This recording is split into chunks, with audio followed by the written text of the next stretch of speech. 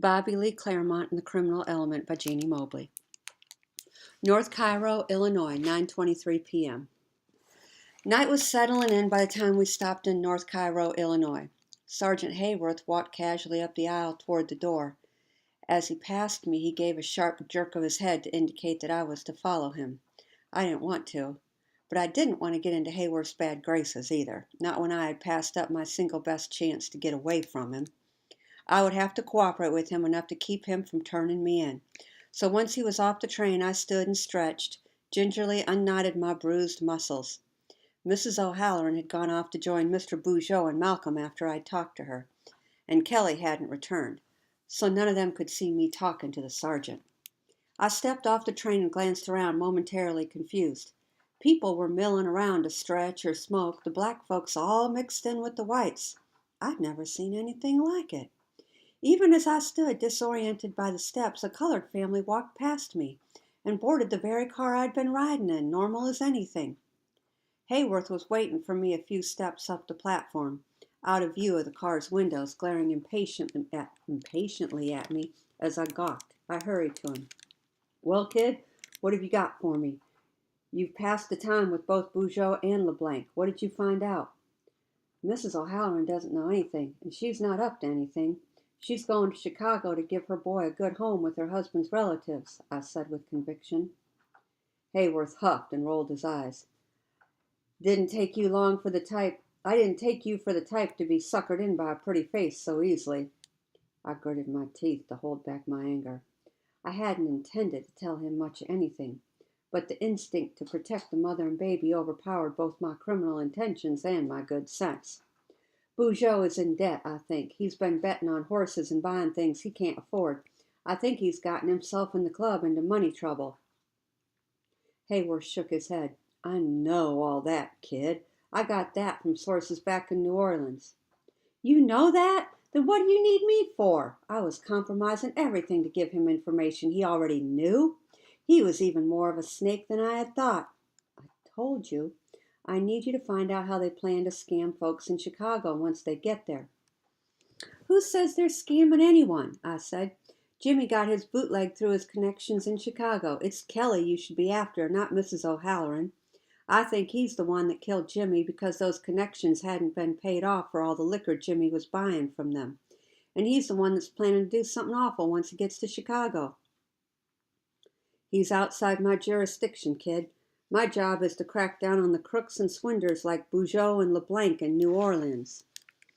"But they're not crooks, or at least she's not, and she may be in trouble in Chicago. Kelly's planning to steal all her money or worse. I heard him on the phone with his boss." "Oh, yeah? And who is this boss of his?" Hayworth asked with a smirk. He'd forced me into ratting out a gangster with the threat of returning me to New Orleans or worse, and now he wasn't even going to believe what I told him. That made me madder than a treed possum. I squared my shoulders and I looked him in the eye. "Mr. O'Banion is his name." Hayworth's eyes grew wide and the smirk melted off his lips. For a moment I thought it was because I had convinced him of the danger. Then he leaned in close to me, grabbing a fistful of my collar and lowering his ugly face to mine. "Look, kid, I'm not going to say it again. Kelly and his lot ain't my problem. Cops have ended up dead poking their noses in there, and I have no intention of joining that number. So you'll forget whatever you heard and you will not put me in the middle of it." "I thought you wanted to catch whoever killed Jimmy O'Halloran." I'm expected to bring someone in to stand trial for Jimmy's murder. Bugeaud and LeBlanc have as good a motive as anyone. He had debts. Maybe they were having an affair. Maybe they needed to get Jimmy out of the way. Is that what you heard, kid?" I stared at him, my mouth fallen open. Could he really mean to pin the murder on Alphonse and Nanette just because he was scared of Kelly and the North Side gang? "But they're innocent," I protested. "Ain't nobody in this world innocent," Hayworth replied. "There's just those who ain't been caught yet." "But it's murder. They'll hang." "That's not your concern, kid." The whistle blew, making my head ache, and the conductor shouted his "all aboard." Hayworth let go of my collar and stepped back.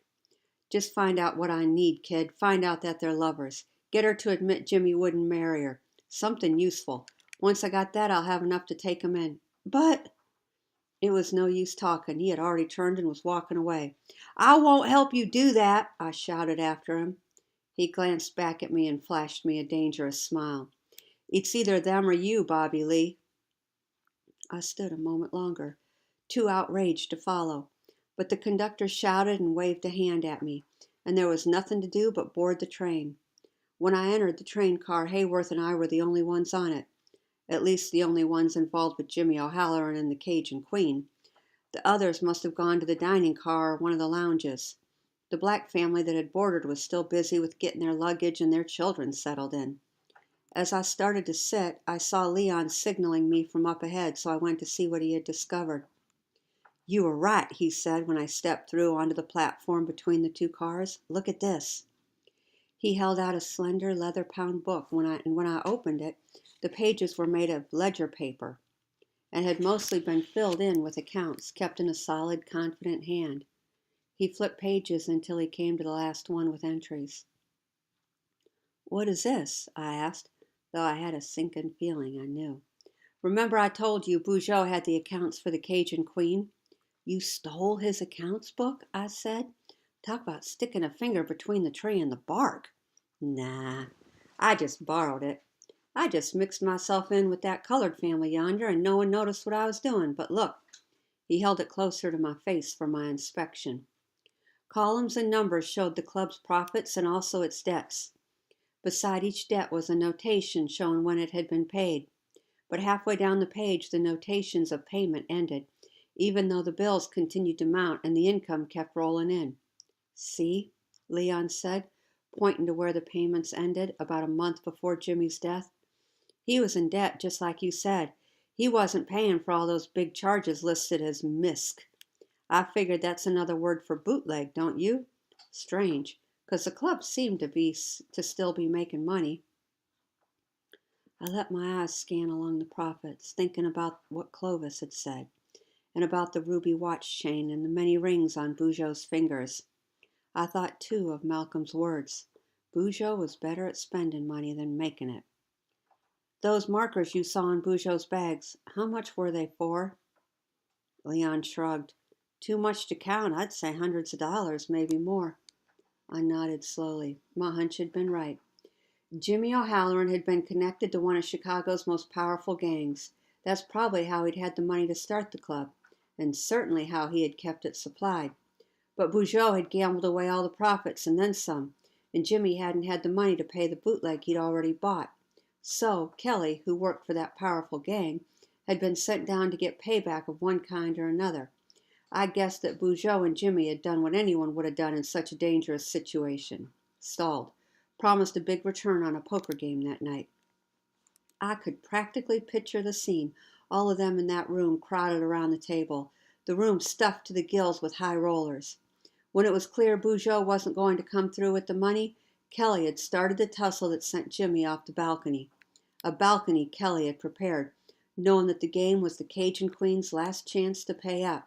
Now, if Nanette didn't get the insurance money and turn it over to Kelly's boss to pay off the bootleg, he might be planning the same end for her and Alphonse Bugeaud. And the cop traveling with us, the one person who could do anything about it, would do nothing. In fact, he wanted to send Bugeaud and Nanette up the river for a crime they didn't commit. Just went to show. There were crooks on both sides of the law.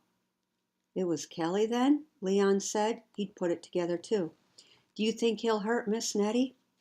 "I don't know," I admitted. "Well, you got to help her," Leon said.